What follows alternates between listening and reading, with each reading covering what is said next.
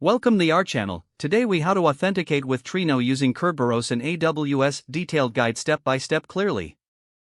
To authenticate with Trino using Kerberos and AWS, start by ensuring that you have an AWS account and a running Trino cluster. Check that the necessary permissions are configured for your IAM role to access the Trino cluster. Next, install the required Kerberos packages on your local machine.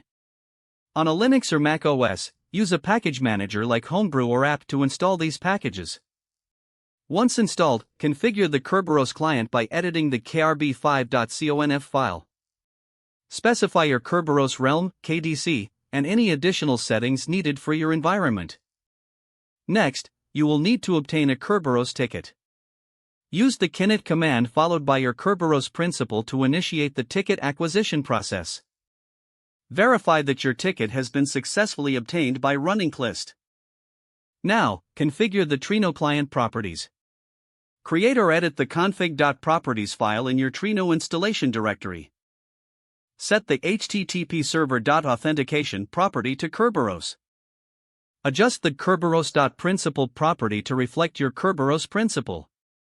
Save the configuration and restart the Trino server to apply changes. Next, test your connection to the Trino cluster. Open your command line interface and use the Trino CLI to connect to your server. Specify the necessary connection parameters, including the host and port of your Trino instance. Run a test query to check if everything is functioning correctly. If you encounter issues, revisit your Kerberos configuration and ensure that your ticket is valid. Confirm that firewall rules and security groups in AWS allow traffic between your client and the Trino server.